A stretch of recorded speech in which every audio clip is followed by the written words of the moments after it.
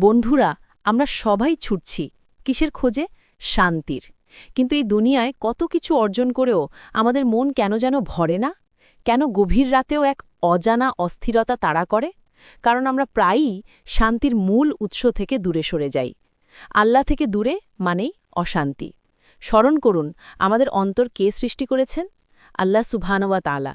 তিনি নিজেই কুরআনে স্পষ্ট বলে দিয়েছেন, জেনে রাখো, আল্লাহর স্মরণ দ্বারাই অন্তরসমূহ শান্তি লাভ করে। সূরা আর-রাদ ১৩-২৮। যখন আমরা আল্লাহকে ভুলে যাই, তার হুকুম মানা ছেড়ে দেই, তখন আমাদের আত্মার সাথে আমাদের স্রষ্টার সংযোগ বিচ্ছিন্ন হয়ে যায়। একটি ব্যাটারি সোর্স থেকে বিচ্ছিন্ন হলে যেমন চার্জ হারায়, তেমনি আল্লাহর নূর থেকে দূরে গেলে আমাদের মনও অস্থির, হতাশ ও শূন্য হয়ে যায়। শান্তি নাই, কারণ আমরা ক্ষণস্থায়ী দুনিয়ার পিছনে ছুটছি। পাপের অন্ধকার আমাদের অন্তরকে আচ্ছন্ন করেছে। কঠিন সময়ে আল্লাহর সাহায্য থেকে নিজেদের বঞ্চিত করছি। ফিরে আসার ডাক, শান্তির মন্ত্র। প্রকৃত শান্তির চাবিকাঠি খুবই সহজ, মাত্র ৩টি কাজ। ১. নামাজ। আল্লাহর সাথে প্রতিদিনের সংযোগকে দৃঢ় করুন। ২.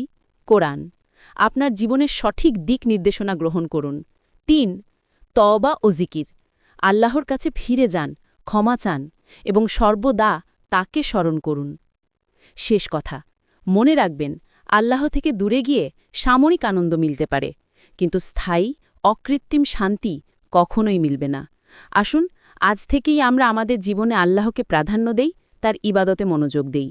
আপনার জীবনের সেরা ঠিকানা, আপনার প্রশান্তির একমাত্র উৎস আল্লাহ। আল্লাহ আমাদের সবাইকে তাঁর পথে অবিচল রাখুন। আমিন।